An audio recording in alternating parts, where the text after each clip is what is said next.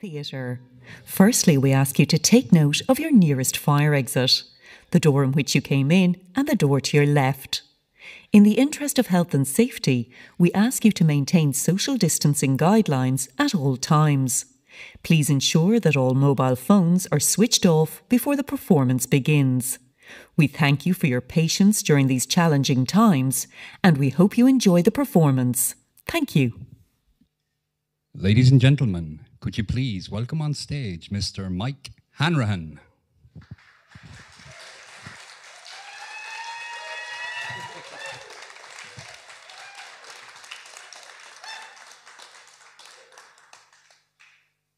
Wow. It's a microphone. And this is an audience. Wow. That's all I can say. I've been so looking forward to this event. And I've been giving out yards all year to the government and whenever I could. And it's right for me to credit where credit is due, because this is in thanks to support from government and Catherine Martin but most of all for me, at the end of the gig you said thanks to the people who gave me the hall, but this is a really special hall. This is a really special group of people who've got this show together, 18 gigs for everybody, to get us back on the road. And my sincere thanks to Gordon, to Richard, to Beans, to Connor, to Celine, but most of all to Tony Sourk, who, true to his word, called me and said, if I put you up for one of these gigs, will you do it? And I said, of course I would, yeah. And Tony is just such an honourable man. When he got the funds, he just said, Mike, that gig is on. So we're here.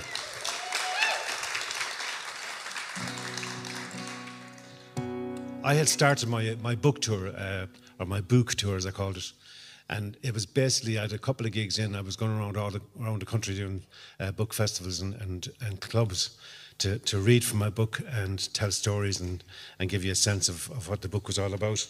So that's what I'm going to do tonight. I'm going to carry on as if nothing happened. The book is a memoir, and I'll just open with a sense of where I came from. I come from County Clare. I always introduce it as the home of hurling, especially when I go down to Cork and Tipperary and Limerick and Kilkenny especially. And of course it is the home of hurling because the guy who created the GA was a good bannerman from Callan in the Burn, Michael Cusack. So I always kind of urge people from Cork and Kilkenny and Tipperary and Limerick to maybe do a staycation up around Callan and go up and say thank you to the Clare man.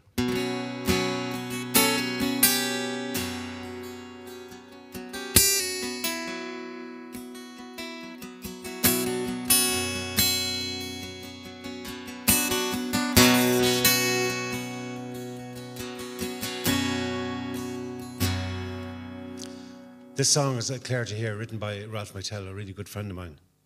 And the reason I sing it at the start of the gig is because I'm going to read you a little bit from the book, just a little short, to give you a sense of where I come from, a kind of half country, half towny. The Crossing. My parents grew up in the neighbouring farming communities of Barntick and Ballyea in County Clare. As a young couple, they chose to start their new life in the burgeoning outskirts of Ennis, which offered opportunities for work and a new rented home in which to raise their young family. In 1957, they moved to the just-built St. Michael's Villas on the edge of Ennis, and there they raised 8 children, 6 boys and 2 girls. I was in the middle. The youngest 2 were twins. Dad provided and mother nurtured. When we were young, our summers were spent secluded on my grandparents' farm, a few miles from civilization. We walked to and from the village of Ballyea every Sunday morning, dressed in our finest, to attend Mass at the parish church. The farm was our domain, where our friends were the animals, and our sustenance came from the very land we roamed. Come September, we returned to the bustling terraces of Ennis, playing games on the green with the O'Loughlin's and the Dynans and the Hahaseys. By contrast with the farm, it was a noisy playground where you fought to shout your name. But even as children, our country mentality jostled for position on the streets and in our schools, while the country folk, they only saw us as townies. We were somewhere in the middle, crisscrossing, in language, expression, attitude, and mind. But home life had a surety, a unity, and a purpose, constantly nurtured with wonderful music and beautiful food. Music and food have kept me on track at every crossing.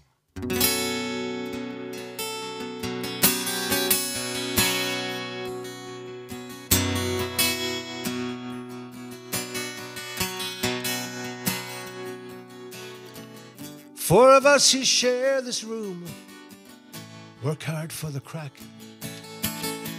sleeping late on Sundays, never get to Mass.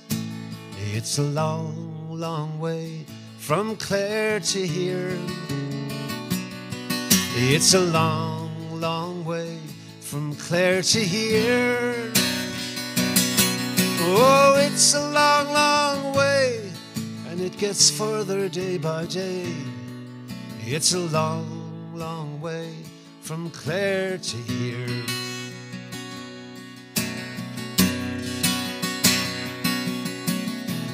Friday night comes around, Johnny's into fighting. I would like a letter home, but I'm too tired for writing, 'cause it's a long, long way from Clare to here. It's a long, long way from Clare to here. Oh, it's a long, long way, and it gets further day by day. It's a long, long way from Clare to here.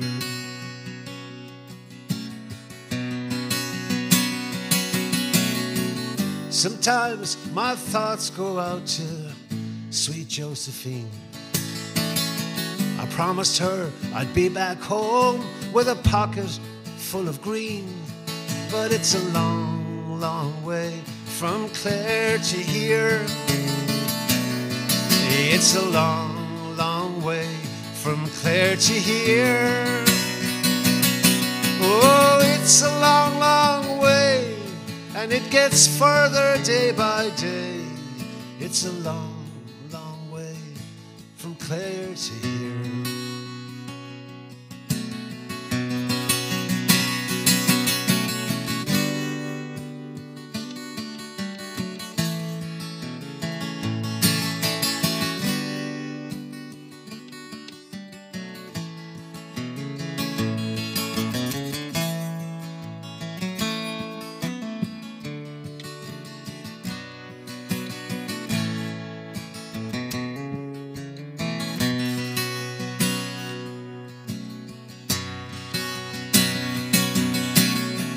Sometimes I hear the guitar playing, maybe it's emotion. I dream I see white horses dancing on that other ocean.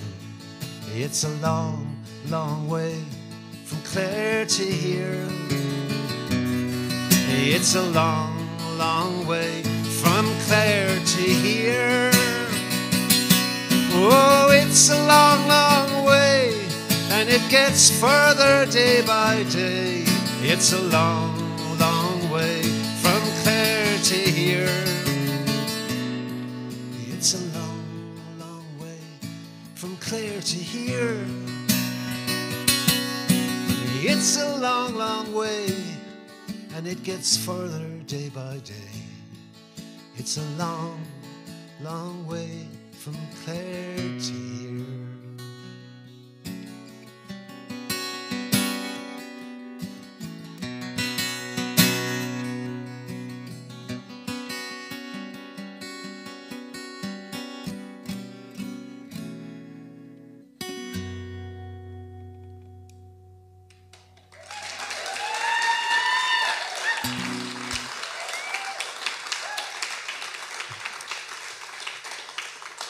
Thank you. It is a long, long way from Clare to here, where my career and my life has been amazing. I've been very blessed. We heard really sad news last night about Nancy Griffith. And Like, she gave us so many great songs. I was in touch with Maura O'Connell today. She was a great friend of Nancy's, and Maura, Trouble in the Fields. They had so many hits. Maura had sang so many of her songs, and Maura, like so many people who were touched and moved by Nancy and helped by her, are really gutted today. So I thought it'd be nice to sing a song in tribute to Nancy. And I sing a song with Eleanor Shanley as a duet, so forgive me if my Eleanor lines are not up to scratch, but sure, you can imagine. It's a beautiful song called Gulf Coast Highway. So this is for the memory of one of our greatest friends and allies in music, because she was so good to Ireland.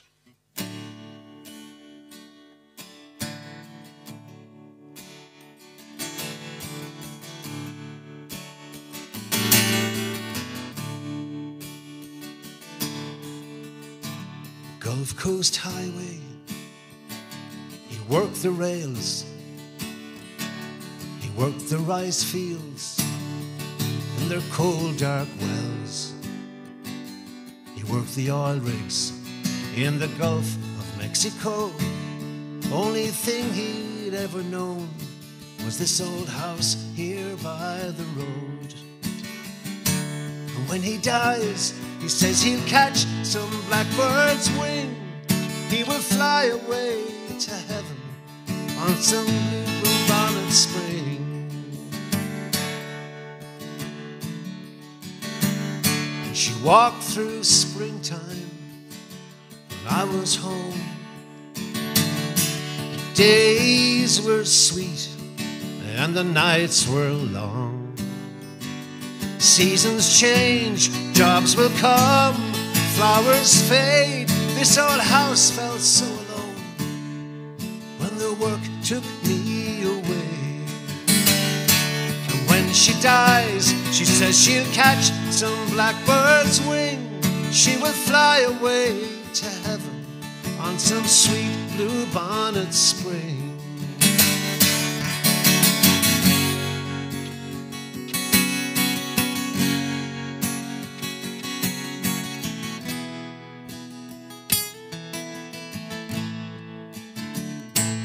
Highway 90, the jobs are gone. We tend our garden and we set the sun. This is the only place on earth blue bonnets grow. Once a year they come and go at this old house here by the road. And when we die, we say we'll catch some blackbird's wing. We will fly away to heaven come some sweet blue bonnet spring. And when we die, we say we'll catch some blackbird's wing. We will fly away to heaven come some sweet blue bonnet spring.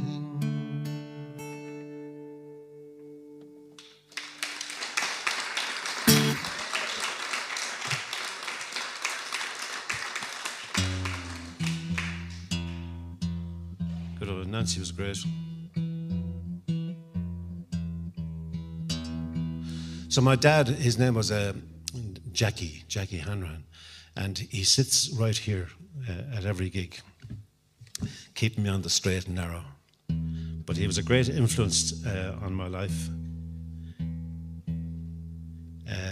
We had, when he died 21 years ago, and when he died, I ended up writing a full album, because I hadn't been writing for a couple of years, and I was in between writing. But his death had a profound effect on me, and I wanted to write a song for him. And I had this image of Dad as being a firefighter. He wasn't a firefighter, but he was kind of an emotional firefighter. There was 8 of us in the family, and all 8 of us were fully paid up black sheep in our own minds. We strove very hard, each of us, to be a black sheep in the family. So that caused its own difficulties in the house, but Dad was always there to kind of quench the flames and look out for us and get us all back. Sometimes with firm words, sometimes with a hurley, but always with lots of love. And I travelled as a young guy and through music, and he always encouraged me to travel and always encouraged me to follow my dreams, and never once, well, maybe one time he couldn't understand what I was doing. I'd found a guitar when I was about 11 in the house, and I started playing it, and then I discovered Leonard Cohen, and I stopped playing the tin whistle. And I started singing Leonard Cohen songs, and I found a book in the local shop, and it had a guitar tablature, which I learned, and I learned all the words. So after school, I'd run home and throw the bag in the corner and then head upstairs to the guitar. And I'd sing possibly about 20, 25 Leonard Cohen songs. And after about 15 or 16, Dad would often shout up and he'd say, "Mike, did you learn that song yet?" To him, it all just sounded the same. He couldn't quite get Leonard Cohen. But in saying that, he'd just go off and do it. So I had him as, in this song, I had an image of him as the sailor, setting us all out to sail. And then he definitely was the provider, because he worked several jobs to provide for his family. And the last verse is for that. It's the Farmer John. So this is Firefighter.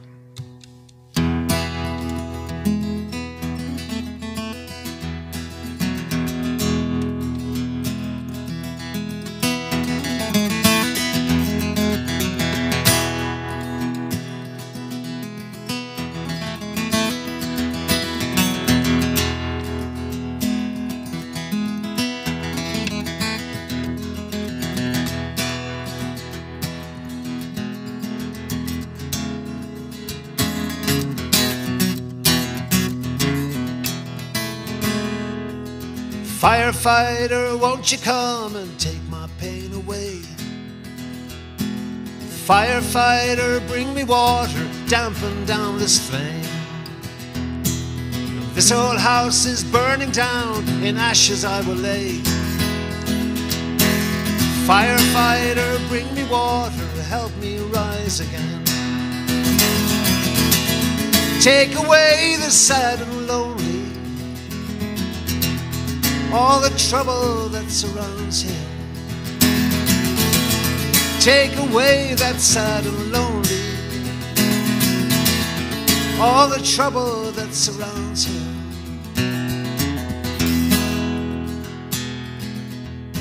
And sailor boy, hoist your sails, take me far away. Far away from stormy weather that's coming down my way. The wind so high on the waves we ride across the ocean wide.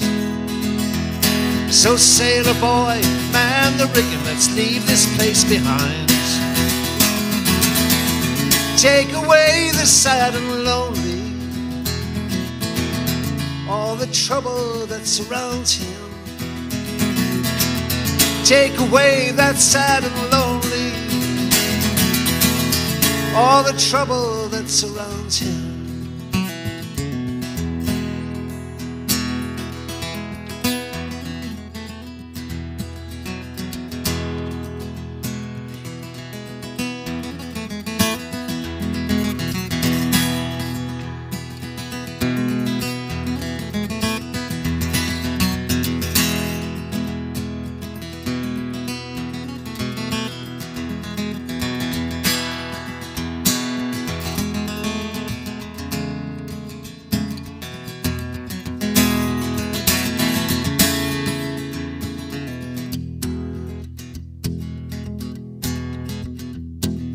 Farmer John, plough those fields, bring the seed to grain.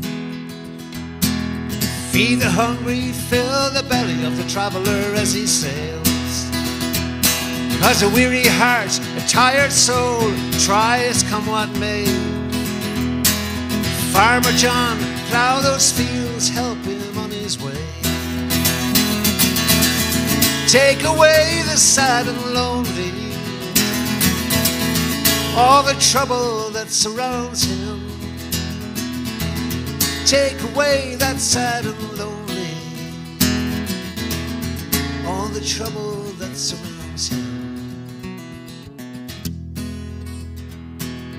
Firefighter, won't you come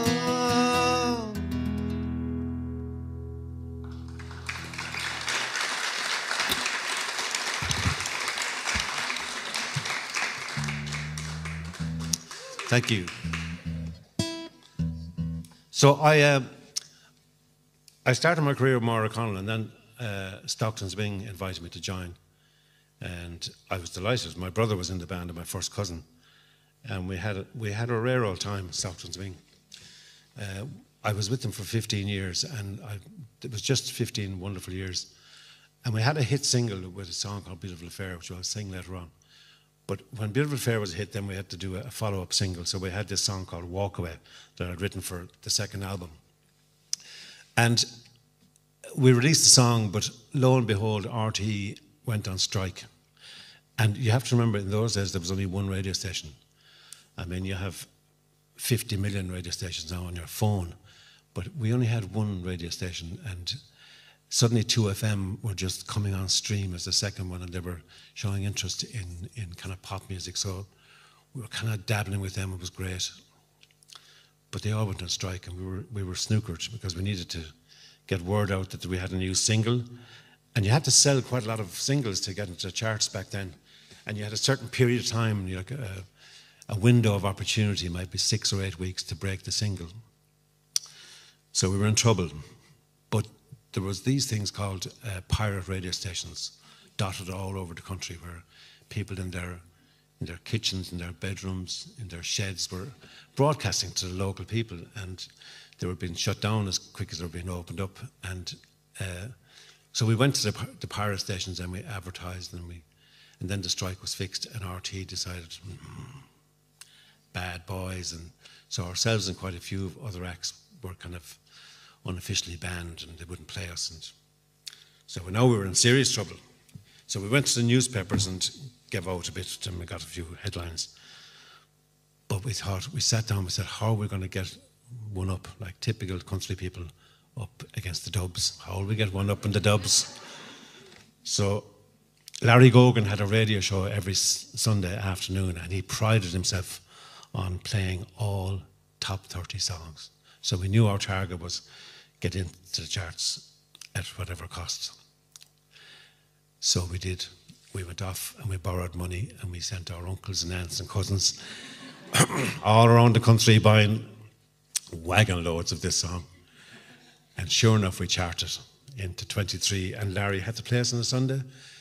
And it was kind of, we viewed it as a moral kind of victory, really. It was a very expensive one, but we did. We won the day, and I have to say, to this day, I claim probably to have the best collection of this song in my attic, I'd say.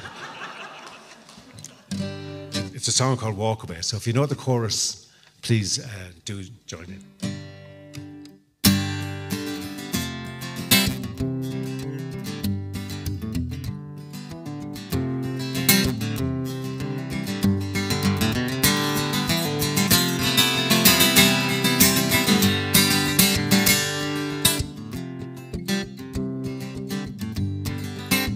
I can hear a lonely minstrel on a crowded street. No one stands to listen, they just turn and look discreet. See him with his head held high, the music starts to flow. He can hear a distant cry, reaching out to know. Walk away, talk away, looking for someone to blame. Feeling is fine, singing a line, I can see no other way. Don't walk away. Ooh, don't walk away. The artist on the pavement has a burning wish inside. I can hear the echo linger, she must be denied. Yet beneath her ragged feet lies a mirror of their lives. She can smile, they pass by, a fool to the eye. Walk away, talk away, looking for someone to blame. Feeling is fine, singing a line, I can see no other way. Walk away, talk away, looking for someone to blame. Feeling is fine, singing a line, I can see no other way. Ooh, don't walk away. Ooh, don't walk away. Don't walk away, don't walk away. Don't walk away, don't walk away. Don't walk away, don't walk away, don't walk away, don't walk away. But we walk away, we talk away, we walk away, we talk away, we walk away, we talk away. Don't walk. Thank you. So, we met so many wonderful people in our time with Stockton's Wing. We had really, I mean, we did the Michael Jackson gig in Cork. 2 nights of amazement. It was incredible to be part of that big, huge production. We played with support to Prince in Cork when he came over, and we were in a movie, The Field. But one of the greatest moments of my time was when we met Sammy Davis Jr. And for those of you who don't know Sammy Davis, he was an actor and a dancer and a singer. Very famous. We listened to, we would have watched the Sammy Davis films when we were kids, because we had the one channel, and in fact usually there was just one TV in the whole area. When we started out, we had one neighbour who had the TV, so she was amazing that she brought us in. Mrs. Shaughnessy, our next door neighbour. Agnes, she was an amazing woman, so she'd bring us in to watch the television. And I just remembered Agnes used to have a great saying. She'd say, "Well, no, Michael, that's that, and that's 2 that's." Go to Agnes, she was great. But anyway, Sammy Davis, we would have watched his program, his movies, and then himself and Frank Sinatra and Liza Minnelli. I'm really dropping good names now. I'm nearly as good as Finbar Fury now. But they came to town to do a show in Lansdowne Road, and we were invited to play at the private party the night before in the Horseshoe Bar in Ballsbridge, along with Brendan Grace. And we were up in the room, we were playing away, and then there was all this hullabaloo because there was phones and all sorts of, they're here, and all sorts of security. And then suddenly in walks Frank Sinatra, and he walks up by the stage and gives us a wink, and it was just amazing. And then Liza Minnelli comes in, and then this little man walks in, Sammy Davis Jr., and like he sits down beside us, and he said, "Hi guys," and he starts talking to us in between tunes, and he stayed there for ages. And then he moved on. He talked really nice to us, talked about Irish music and dance and where the history of it. He went off and had his dinner, and we played our piece, and he came up again and talked to us after the show, and he said, "Would you guys join me tomorrow night in Lansdowne Road and play a tune, and I'll maybe dance to you guys?" And we said, "Jesus, yeah, I should." I'd say, "We're doing nothing else anyway." So we might. And we did. And Brendan Grace spent the entire show slagging Frank Sinatra. And Frank was nearly on the floor laughing. So much so that Frank, I'm even saying Frank, like, you know, I should say Mr. Sinatra. But Frank Sinatra then brought Brendan out to Vegas and set him up. And he ended up living half his life with his family in Vegas because of this party. So a lot of us got a lot of good stuff out of it. But at the gig, and this is what I want to talk about, it's like a life's lesson that I've lived ever since from Sammy Davis. We did the 2 shows, and the orchestra were amazing, giving us standing ovations. And the crowd, of course, were delighted to see one of their own on stage. And we were elated. We were like children. And at the end of the second night, he came into the dressing room and we said, "Thank you so much." I said, "I really, really appreciate what you've done for our band. It's been so good for us. We were kind of wavering a little bit, and now we've got a kick, and it's great." And he just turned to me and he said, "Mike, life is a 2-way street. Never forget it. I'm here in Ireland with a really superb band, and I know that you guys are so good for me while I'm on stage here. And I know I'm good for you." He said, "That's how it works in life. It's a 2-way street." And I have never forgotten it. And when I talk to young bands and people, I say, you know, give it back and you'll get it back. That's how it is, and we work together. So that's just for Sammy. He was an amazing man. Yeah, he was really superb. So I have to follow a set list. This is my first time ever in my life doing a solo gig where I have actually a set list. But we're a team, we're a band here today, and all the guys are streaming, and they're doing this wonderful show behind me, and So we're working together. So they're teaching me something new. Bit of discipline, Conor, huh? You can't beat it. So during lockdown, I started writing. I enjoyed lockdown. I know, don't start pelting anything at me.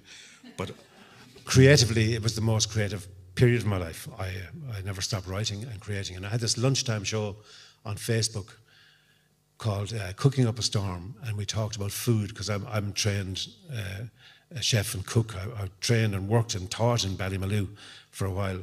So I like my food, and I thought it would be great to go on Facebook and teach people how to cook during the early stages of lockdown. And that's what we did. And we had hundreds of people coming on every day, and I was getting recipes in the morning and putting them up, and then we'd chat, and from all over the world.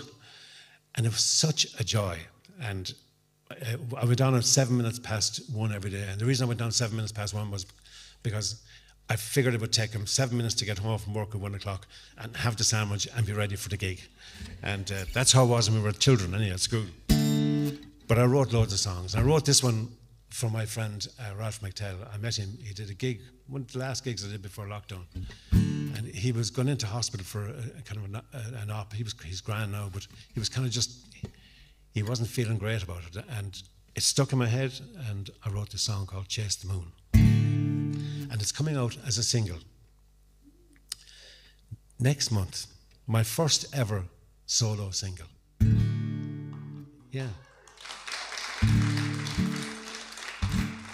It only took me 140 years, but so, and you can download that, and if you want to know how to download, ask somebody else.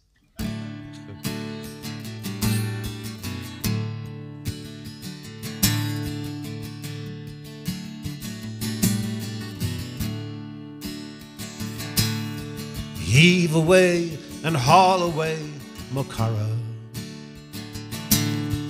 Heave away beyond this raging tide. When we hear the oarsmen singing, land ahoy, heave a sigh.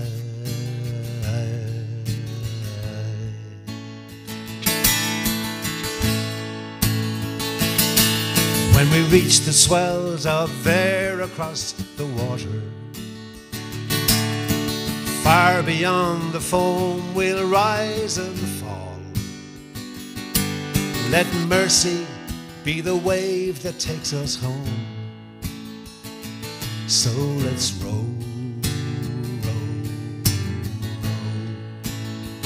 and chase the moon, chase the moon, chase the moon, chase the moon. Let's chase the moon, let's chase the moon, chase the moon.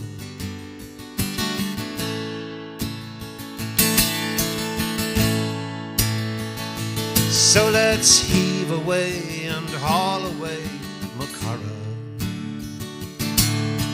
Heave away and soon we'll touch the sky. And we'll raise the oars on high, we're coming home. So let's row, row, row, and chase the moon, chase the moon, chase the moon, chase the moon. Let's chase the moon, let's chase the moon, chase the moon.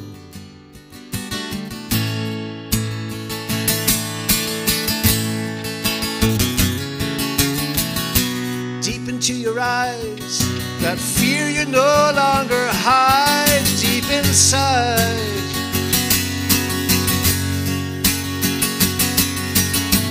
Let me take you now, and nature's fickle breath upon your brow. Yes, you wear it like a crown. Whoa.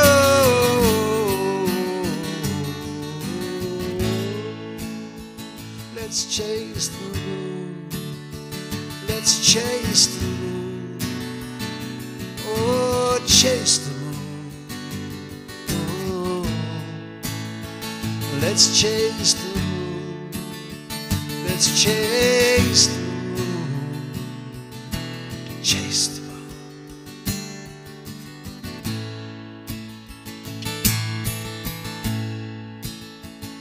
So let's heave away and haul away Makara.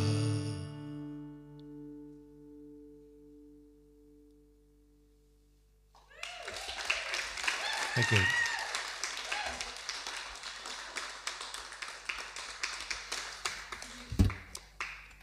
So, when I left Ballymaloe as a teacher, I moved 1,000,000 miles down the road, in fact, about 4 or 5 miles, to a pub in Castlemartyr in County Cork, run by Pat Short. And he was looking for a head chef because his own head chef was leaving. And I said, I'll come and have a look. And I said, yeah, I'll do it. I'll do it on one condition, that you leave me alone and let me do my job. And you just come along and have the grub and support me. And he said, yeah, of course. And as it turned out, as a customer, he was my greatest customer because he never stopped eating. But he was a great support, and we were friends before that, but we're tied forever now. He's a wonderful man. And he gave me the opportunity to kind of create as a chef, which I hadn't been doing. I'd been kind of working for people. And we went and sourced all these local producers from all around the area, and we created pub grub using local producers and local food. And we caused a bit of a havoc in the area, and it worked great. Eventually people came in with a destination pub for food, and we had music and we had festivals and everything. It was 3 amazing years, but I always remember my first week, I was all excited and Ballymaloe teacher, I'm here. And so I was writing the menu, and I decided I'd try a beef bourguignon. Fancy that love the beef bourguignon. The pub would be mighty, so I created this beef bourguignon and I put it on the menu, and there was no one gone near it at all. Like, there was nobody buying it at all. And I was sitting up at the bar with the manager, and I was saying, Jesus, what's the story with the beef bourguignon? Like, it sells everywhere. And there was this guy, Justin, at the bar. We became great friends afterwards. And he was standing at the bar listening. And he says, I'd say, Mike, it might be the name you've put on it. You know, they don't really go for the old beef bourguignon around these parts. And he says, and 'tis far from beef bourguignon you were aired, I'd say. Anyway, so we changed the name to stew, beef stew. And Jesus, it flew out the following day. And then it became one of our big dishes, because I got rid of the wine in the dish, and I started adding the local Beamish. So I called it a Beamish braised stew. And sure, Jesus, we were sorted. Everybody was talking about the Beamish braised. But I always remember that as a kind of, like, you might go into a kitchen, you have notions. You really first have to figure out your customers and look after your customers and listen to them and listen to how they sing and what they want to eat. And that was Justin. He taught me all that. Great guy. So I only wrote one song during my 10 years as a chef. I had no time. By the time you come home from the kitchens, you were just flat out. And I wrote this song. And it was a song because I found real happiness being a chef. I'd so intense in the music business. I was the chairman of IMRO, the Irish Music Rights Organisation, and it was like full on everywhere. So to find, I remember saying to my ex-CEO in IMRO when I was a few months down in the kitchens, he said, "How are you getting on?" I said, "Yes, I love it." I said, "Hugh," I said, "Do you know when the board meetings and the fellas be getting all wired up and singers and publishers be roaring and shouting, and you can't tell them to shut up because it's not the thing to do." I said, "In the kitchen, it's great. When the pot boils over, you just turn off the switch," I said, "and it stops boiling. If I only had some of those switches at the table at the board meetings and just..." But it was a lovely life. 10 years, I met some really amazing people. And this song is about that moment in life when you suddenly kind of realise, geez, yeah, everything will be grand. It's called Inside I'm Dancing.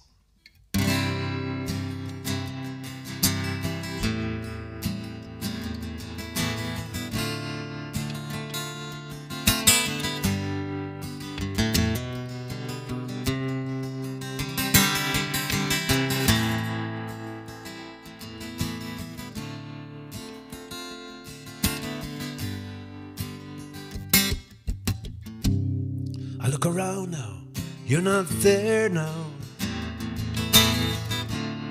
You're gone away, many moons away. In this space I find all this quiet time. I get to see why I'm not so lonely. Inside I'm dancing all by myself. Inside I'm dancing by myself.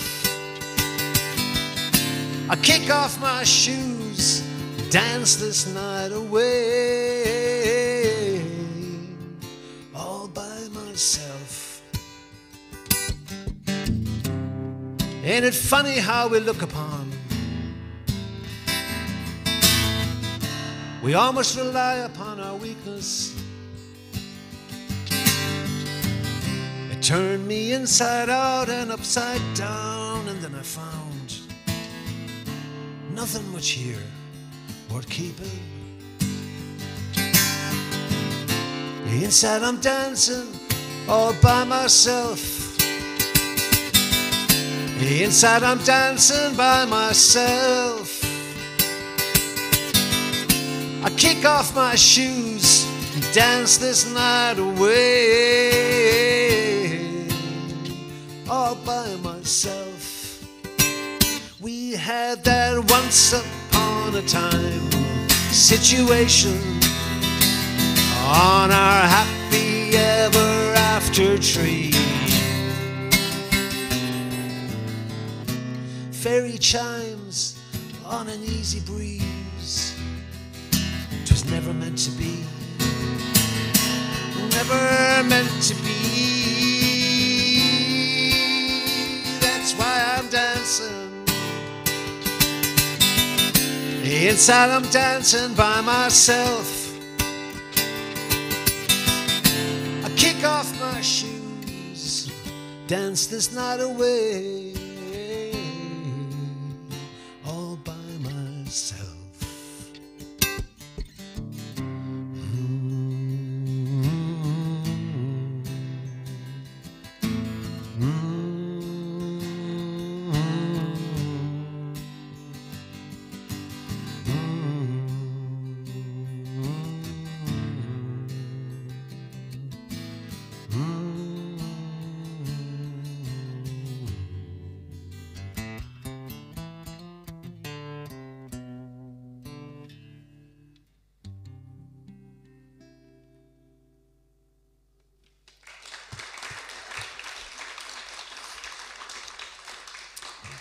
Thank you. I spent 10 years with Ronnie Drew. They were 10 of the most amazing years. I really was, it was incredible, actually. It was after Ronnie died, I actually went in and became a chef. But Ronnie had a profound effect on my life. We became very close friends. And basically it was the two of us in a car. And we did a few tours with Eleanor Shanley, which were really great. But most of the time it was just myself and Ronnie touring around. And Ronnie used to drive really fast. Like really, really fast. At the time there was a place above in Longford where they had, up Longford, they had these, you know, these speed lights that you see them when you pass by, the flash. You get. But Ronnie used to be driving so fast that, like, we'd be gone into the next county and then they'd start flashing, because we never got caught. And my only thing was that he was probably going too fast, but it was in the middle of the night and he just wanted to get home. I don't know if I even told you that, but we had a lot of good times. Towards the end of his life, he took up golf, and like, he'd be slagging me. I was a reasonably okay golfer. I was a good bandit, as they say in golf. I enjoyed my game and I enjoyed going out playing, and he'd be always slagging me going out and hitting the white ball around. And then suddenly I said, why don't you just try it? And he did, and then he just got hooked. And I think he loved it because when on the golf course he was on his own, and with me or with whoever it was, and nobody really bothered him on the golf course, because he'd be all covered up, and he went out every day. Deirdre, his wife, couldn't believe it. I said, "Where's he gone to golf again?" I haven't seen him. He's golfing. And then he told me one time, he said, the old hazards in the golf were getting to him. And he says, you know, Mike, he says, if I ever win the lotto, he says, I'm going to build my own golf course, he said. I'm going to build it, and there'll be no water. There'll be no sand dunes, bunkers, no rough, no trees, nothing. He said, there'll be nothing. Nothing to stop me from just going straight up and putting the ball into the ground. No fucking hazards at all, he said. Imagine it. Imagine a life like that. And I thought about it afterwards, what he meant. And he was actually talking about his own life, that he just wanted a really peaceful life with nothing bothering him. And that's what he lived for. And he loved literature. He loved his show was, we did this show called Ronnie, I Hardly Knew You, and he used to introduce it even around the Late Late Show one night, and he says, Pat says, what do you do now? Pat Kenny says, what do you do now, Ronnie? Says, I'm doing a one-man show with Mike Hanrahan. And that's how he used to always, I'm doing a one-man show with Mike. He was a very inclusive guy. He was mighty. And we had a lot of fun touring. He loved his food. He was a fluent Spanish speaker, and so he cooked a lot of Spanish food. And I have a lot of his recipes in the book. But he lamented the passing of the service industry as we saw it. He had all these places around Ireland and in Germany as well, where he knew from touring, where you could drive in and you get a cup of tea in a china cup and a nicely made sandwich. And to him, a break and a journey was actually a break and a journey. He wasn't going in for a breakfast roll and eating it on the rest of your journey. It was an event. So he had all these beautiful places he introduced me to. So then there arrived the arrival of this self-service breakfast. You know, when you go into a hotel and you go down in the morning, and the only person to say hello to you is the guy who wants to know what's your room number, and that's all you'll hear from him for the rest of the day. And then there's all these places you have to go around, and you have to get the sausages, you have to get the eggs, you have to get the butter, and you have to get the tea. And then you sit down, you forget to get the milk, you have to get up and get the milk, and then it goes on. And this is Ronnie in the morning, and it used to really, it killed him. So there was one morning, it was a particularly frustrating morning at the breakfast. Nothing went right for him at all. And he went up to the guy who was checking the room numbers. He said, excuse me, sir. He says, any chance you'd break the €20? Could you break that for me? He says, I just want to get change. I want to give myself a tip. He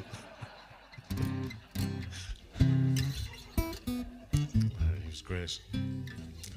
He loved Brendan Behan, and he actually knew Brendan Behan. He knew Paddy Kavanagh. He knew all these people, and he used to recite a Brendan Behan limerick. And Brendan Behan was asked one time to go to London to talk to the dons in some university in a special place, people full of suits and all sorts of dressed. And he was asked to give a talk on the difference between poetry and prose. And so he arrived into the hall somewhat dishevelled, and he ambled his way up to the lectern, and no notes or anything, and they were all looking at him, oh, Mr. Beard. So he stood up and looked around, and he said, a young cyclist from down near Ringsend who worked for Andrews and Pollock's. He rode his bike along Sandymount Strand, and the water came up to his ankles. That, said Brendan, is prose. If the tide was in, it would have been poetry.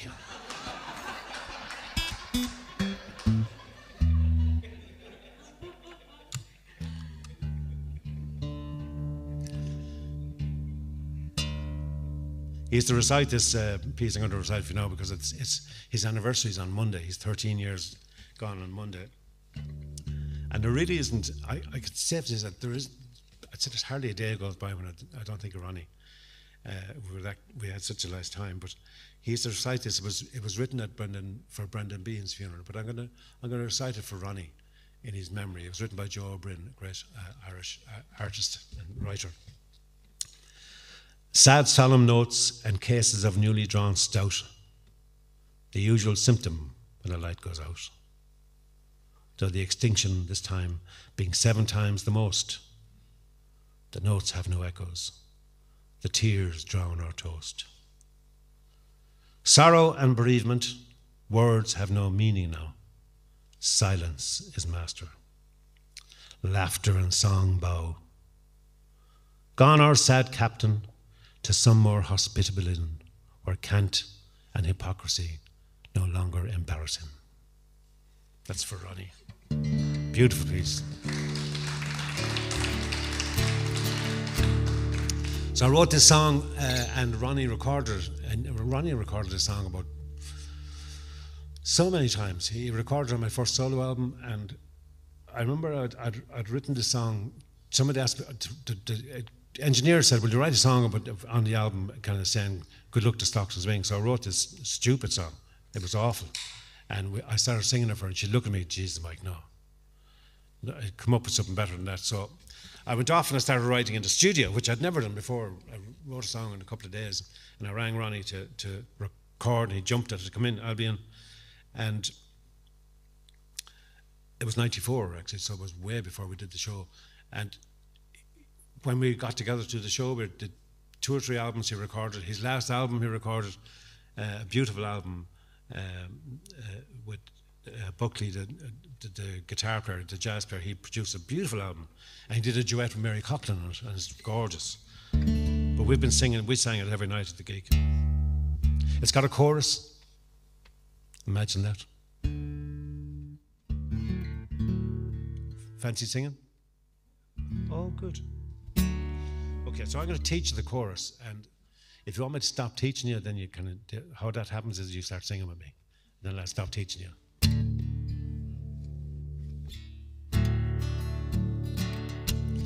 We had it all. We had the best of times. We had a life that dreams are made of. We had it all. We had the best of times. We had a life that dreams are made of. We had it all. We had the best of times. We had a life that dreams are made of. If you're anywhere shy at all, I find it's great. I do it all the time. I just close my eyes. There's a sailor gone to sea. Only he knows how it feels as he bids a fond farewell to all his kin. As he walks along the shore, to his love he throws a rose. I'll return again in winter or in spring, 'cause we had it all.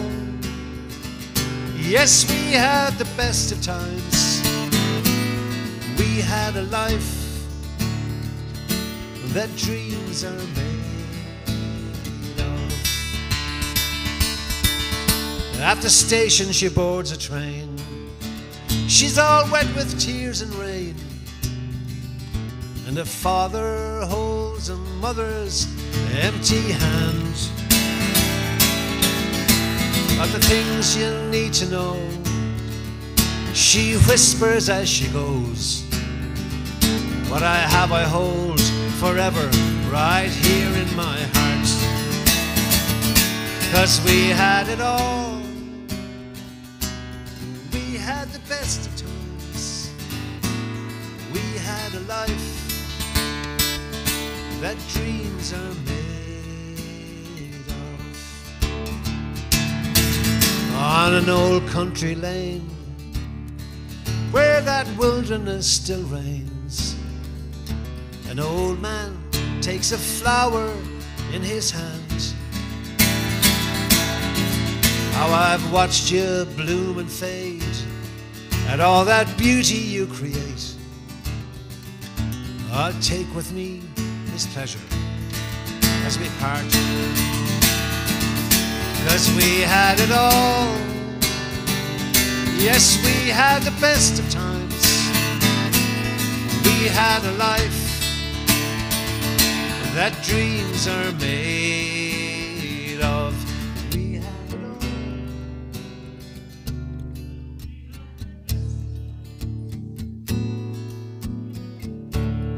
Rise it. Yeah. We had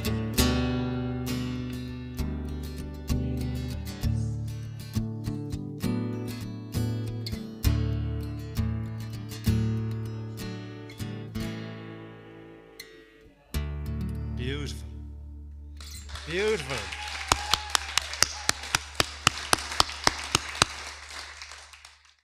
Memories for us all. I used to always recommend when people say, what was Doolin like?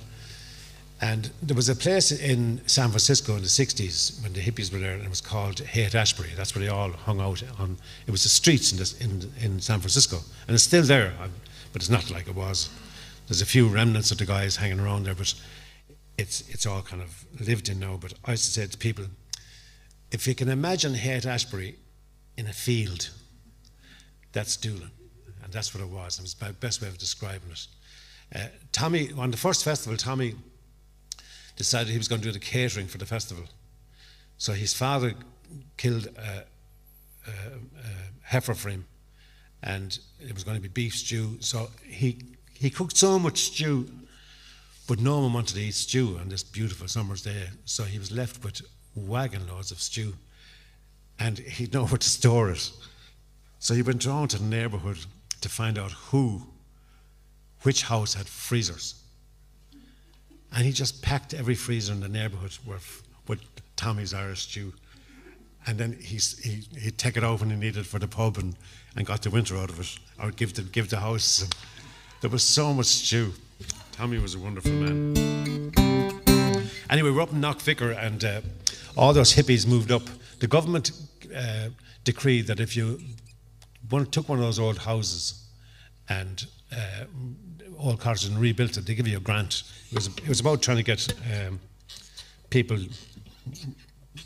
generate, I suppose, a community. And inside in the middle of Roscommon was this community. And they arrived into a village, the ordinary Irish village, and the Irish village just welcomed them all in.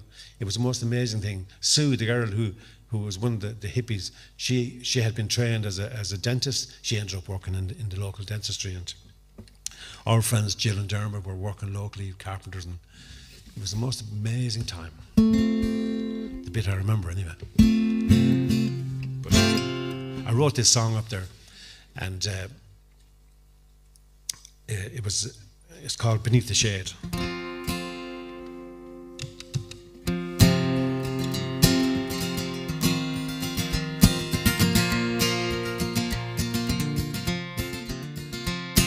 He stood so proud beneath that sinking moon, a smile on his face. Never knew what he was looking for, but he thought he could find it right here in this place. And the birds were singing all around him, trees gently swaying with the breeze. The answer lies here somewhere, he thought, as he found his way through those fallen leaves. He knew the hours time had changed his life, healing his every wound, leaving him to face again those streets so far from solitude. And the birds were singing all around him, trees gently swaying with the breeze. The answer lies here somewhere, he thought, found his way through those fallen leaves.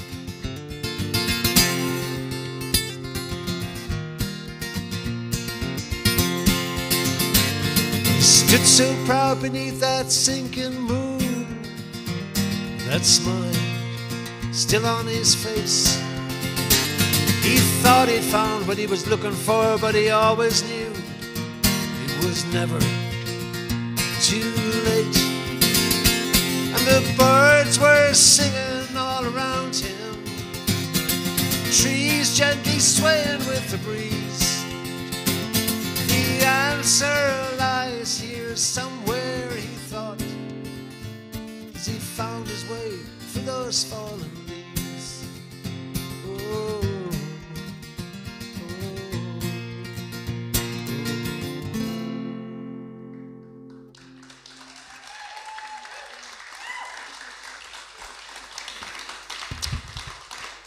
Well, that's a real oldie. I'm going to sing another new song. This is a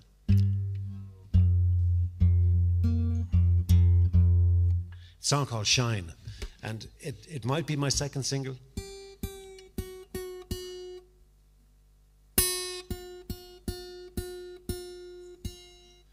And you know,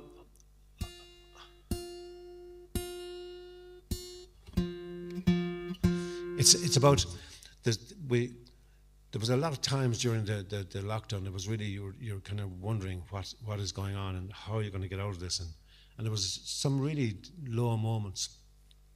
So you're trying to keep yourself busy all the time because there's no gigs and there's nothing happening.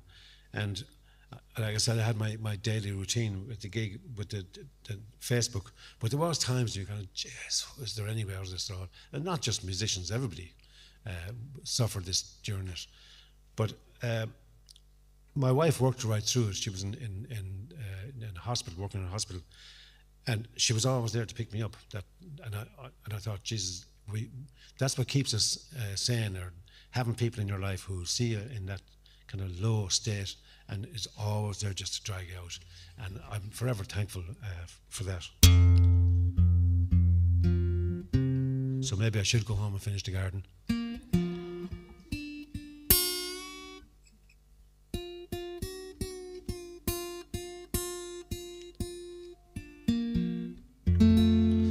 So this is a song called Shine.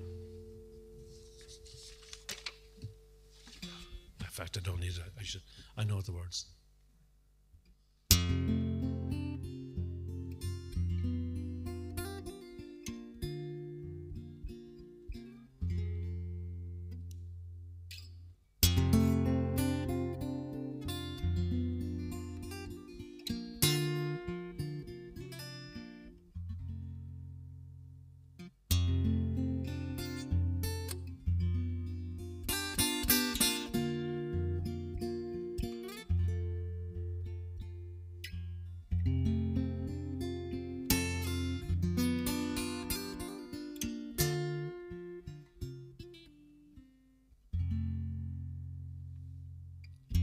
When the clouds all gather round and darkness calls,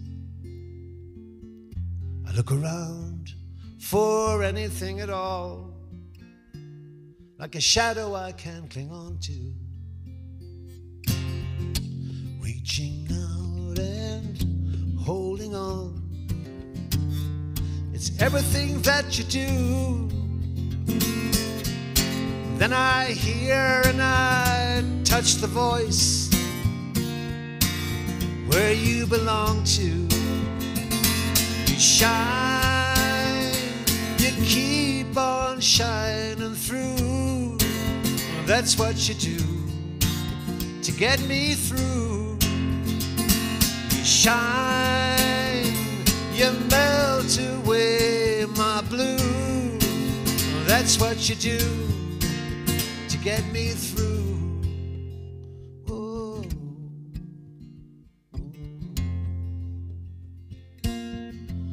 Come the morning, clearing skies, you peel the shutters off one by one. I feel the breeze feel the leaving, and away we go a-wandering. You shine, you keep on shining through. That's what you do to get me through. You shine and you melt away my blue.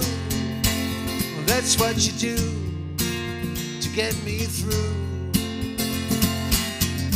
All the years, all the tears, all the laughter, dreams we weave and the ones we're chasing after. You're all I need, nothing matters. You're all I need, and nothing ever matters. And you shine, you keep on shining through. That's what you do to get me through.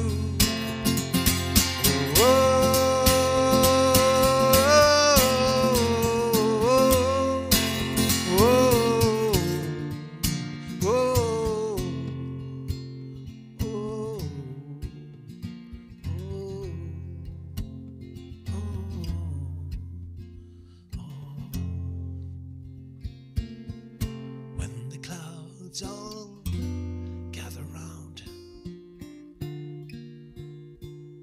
that's when you shine.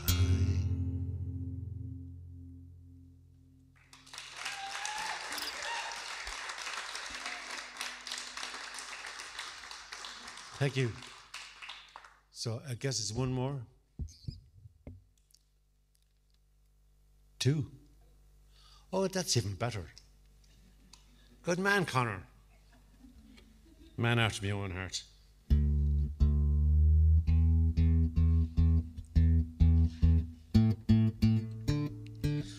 There was a great thing I just remembered in Doolin. There was a whole load of Germans, and they arrived one summer, and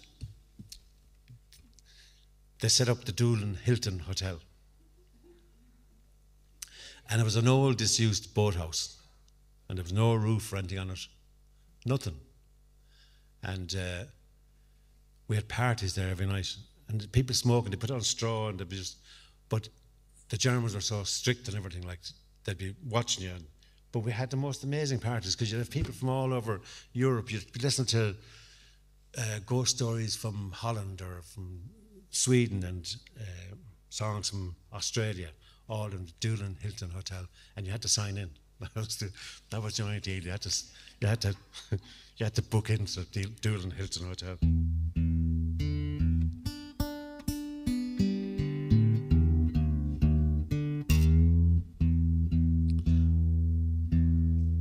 And there was a sign, I don't know if you see a sign there, Tommy McGann's place. See if I can remember the sign was,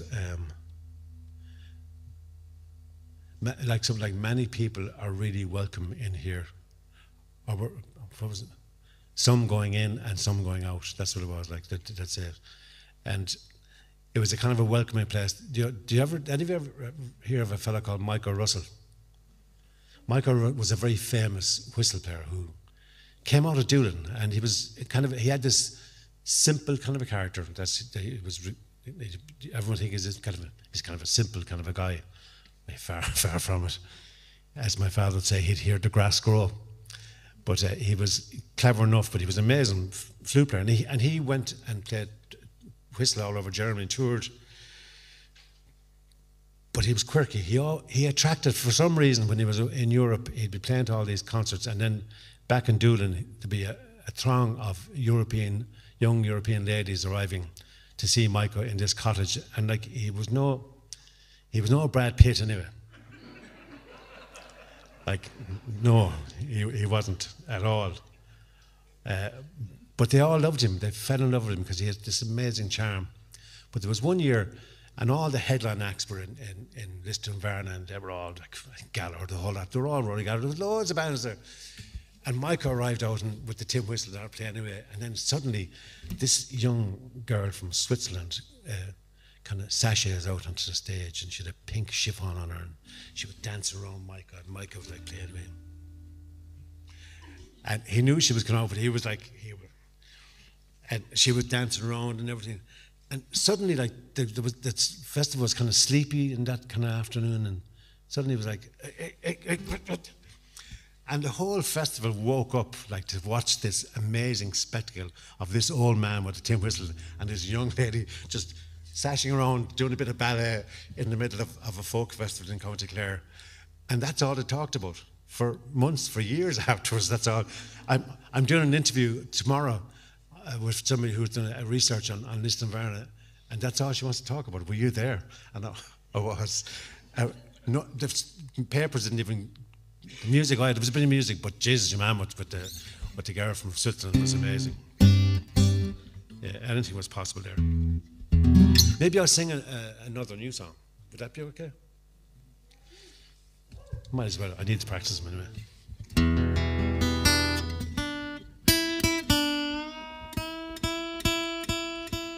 I wanted to sing a kind of write a nice happy song in the middle of lockdown and have a bit of fun with it. And then I kept hearing all these stories about lockdowns going to really sort out relationships. You know, if you can sort out lockdown, you're grand. And I thought, geez, that's a great idea for a song. So I came with this song. I initially called it commotion, because that's one of the words, and it's commotion in this relationship. And I said to Donna, my wife, I said, what's that called? It's called commotion. Oh, Jesus, Mike. That's like so 50s, you know. Like, no. So I said, okay. So I called it Spindrift. Don't ask me why, but it's a word in the song.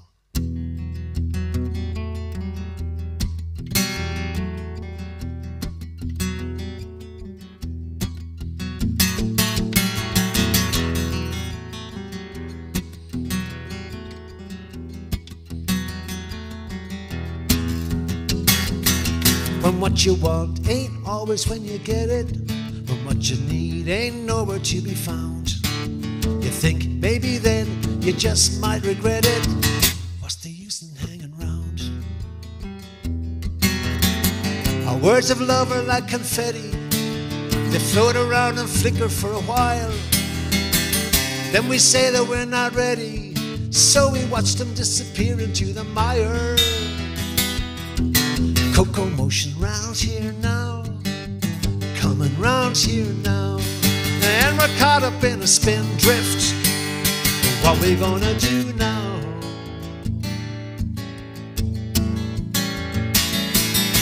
Yes, our love is the mystery we're living. When we're good, we're always more than good. Somewhere on the road we hit turbulence and trouble, stopped feeling like it should.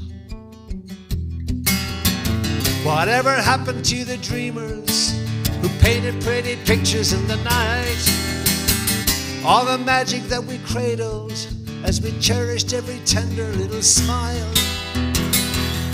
A cocoa motion round here now, coming round here now, and we're caught up in the spindrift. What we gonna do now? What we gonna do now?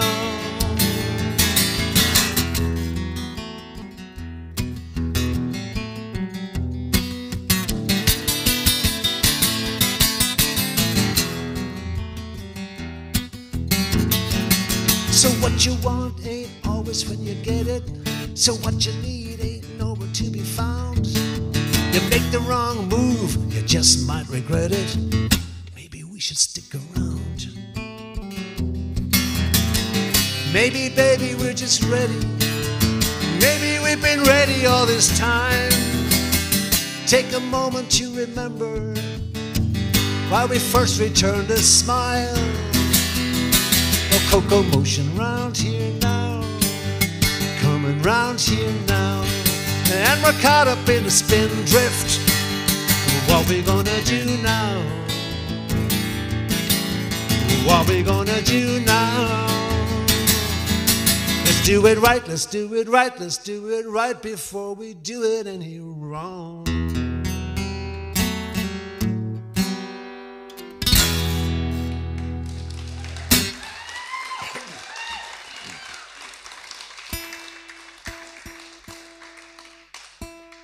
Okay, so I've got time for one more. It's just been an absolute pleasure. It's like I was never away, really. It's just gorgeous. And that's really all about the magic of a gig and the connection of a gig between when I came in today with the crew and the people who run the moat here and gave me such a great welcome and looked after me and minded me, and they pampered me and they helped me in the show. So together we created this show. And it's a team effort, and I really appreciate it, guys. And thank you so much to all of you for being so kind and wonderful. I believe there's a few million out there watching it online. And hello, all of you. Bonsoir, Kunastautu, everything. But I'm sure there are some of my friends from Cooking Up a Storm are out there. And hello. Hope you enjoyed the show, and hope to see you again sometime. Look out for us. We're on our way back. Hopefully, not too long now for gigs to open up and give us a chance. But to me, the joy I'll take away from tonight, apart from the lovely gig, was just having the sense of an audience and listening to you. And it was just, thank you so much. Gorgeous. Thank you. I was out. One of my favourite parts of a gig is when you're just at the curtain tabs and you're just waiting for the fire announcement, and there's that hum of the audience. And I heard it tonight, and I was like, "Geez, that's what I missed." You know, that hum of an audience coming in, and the gig is about to start. So thank you, really, thank you so much. This is a Stockton's Wing song I wrote, and it's my best pal as songs go. It's brought me everywhere.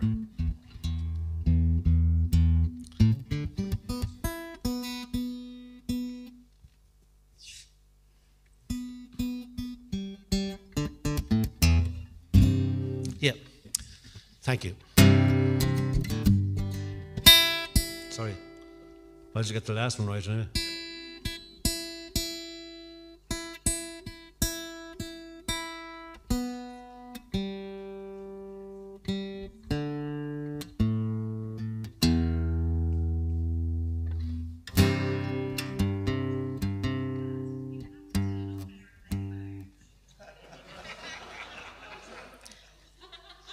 Did you get that? But you have to turn off airplane mode to do that.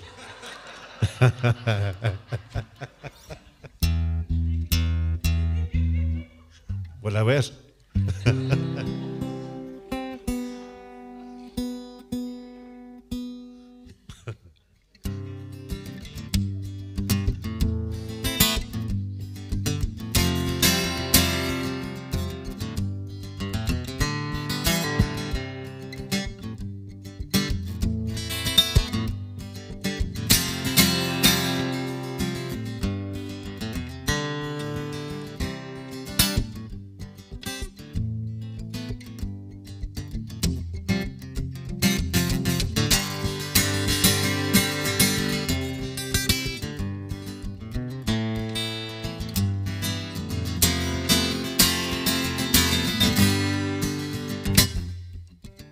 When you feel like you're laying low, the mountains seem no closer than before, and you wonder why. You know in your mind it doesn't know where to hide, and the only way is living to survive. It makes you feel alive.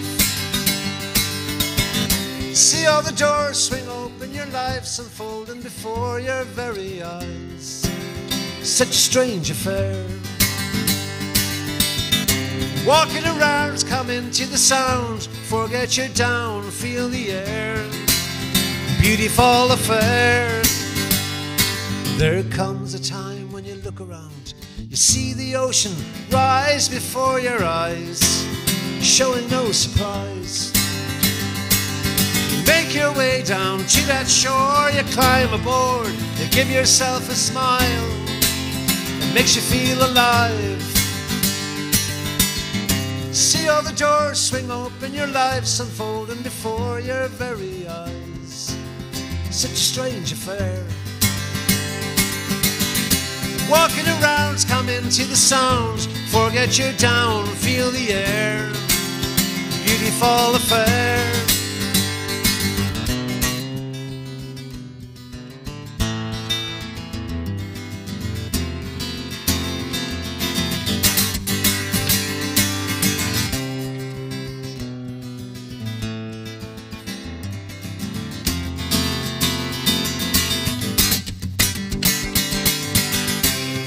the doors swing open, your life's unfolding before your very eyes.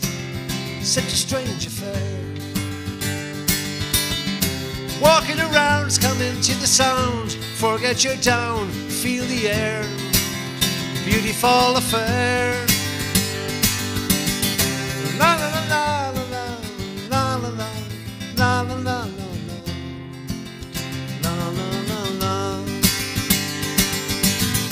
La la la la la la la la la la la la la la la la.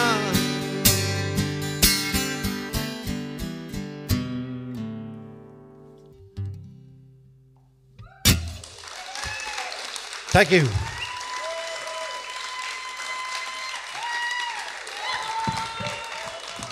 Thank you very much.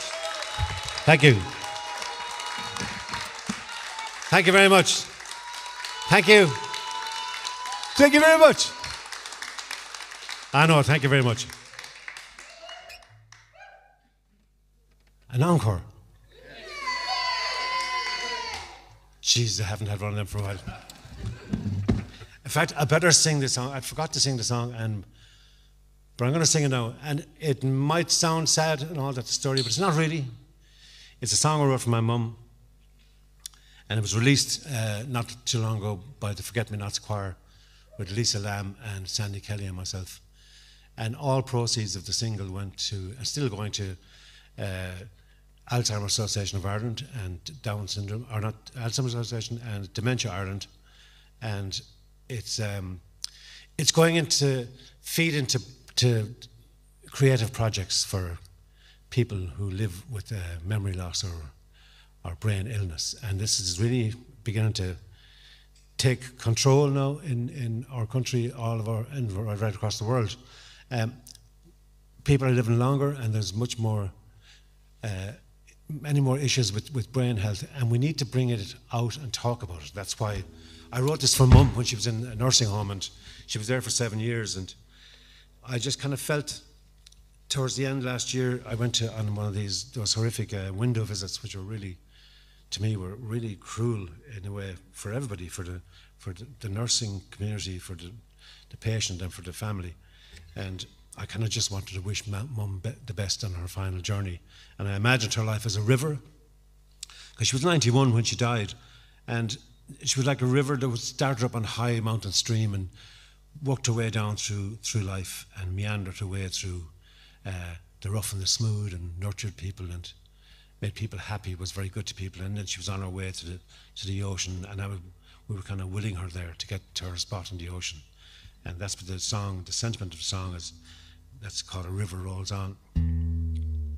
And I gave it to the guys in the Forget-Me-Nots Choir, who are an inclusive choir, and they include people from everywhere, but particularly they have a welcome for people with dementia and with memory loss issues. So the song is up there on Bandcamp, and this choir, I did the backing tracks in the studio when I could, and then the choir recorded everything remotely at home on phones and on iPads. A lot of the people in the choir had never opened an iPad, and yet we went through Zoom meetings with them and taught them, and it's just an incredible achievement. And again, it was Brendan Grace who introduced me to the Forget-Me-Nots. So I'm wedded to the Forget-Me-Nots now, and I'm also going to dedicate the rest of my days to help society create a more inclusive place for all of us to retire into. And that's really my life goal now. That's the legacy my mum left me, and that's why I'm not sad that she's gone, because she's with me every time I think about memory loss or brain health. I think about Mum, and she'll be everywhere. And so it's not a sad song. It may sound sad to you when I sing it, but believe me, there's a lot of hope in the song, and it has introduced me to so many gorgeous people. So you can download this track if you want to, and you can download it on Bandcamp. And you can also download the book on Kenny's Bookshop in Ireland. You see, if I don't tell you all these things, then someone's going to give out to me, where do I get the book? Then my publisher will get word and they'll ring me in the morning and give me loads of abuse.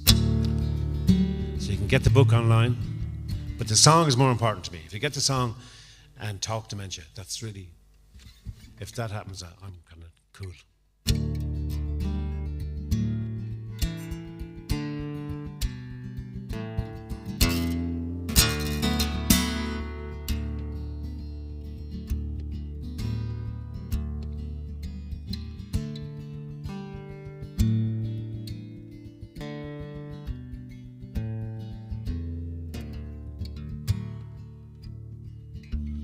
River rolls on to the sea, to the place where you long to be, far away from the high mountain stream. A river rolls on to the sea, down through the hills and the glade. You roll on through sunshine and rain, round the oak and the willow you came. Even the birds sing your name. They're singing this song for you now. In their hearts you forever live on and on. And they sing of your grace and your joy as you gently go rolling by.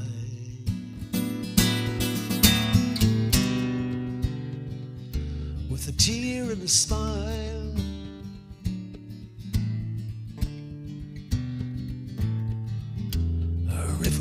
falls to the sea, by the shoreline, ocean breeze.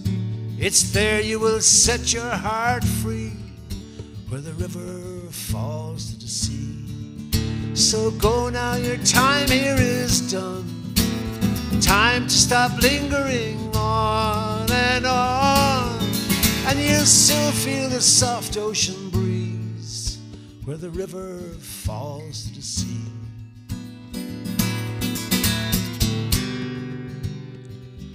Where you long to be now, so roll on, yeah, roll on, roll on, roll on.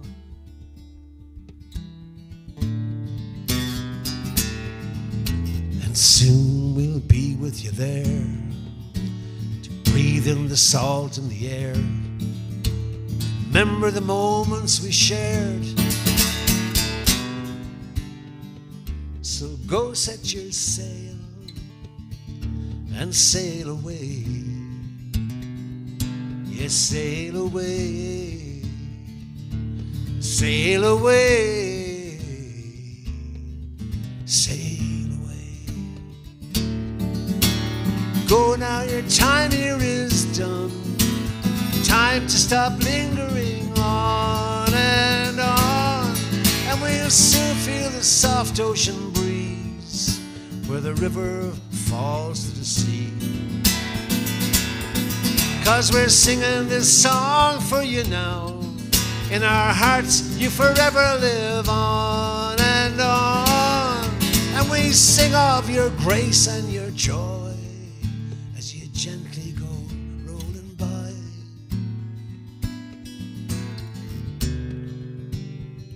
With that tear and that smile, so roll on by, yeah, roll on.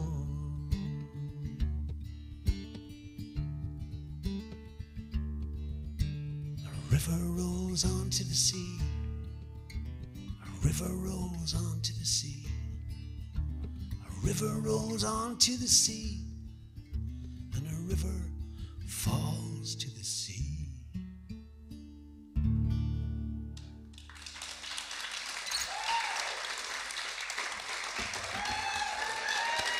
Thank you. Thank you very much.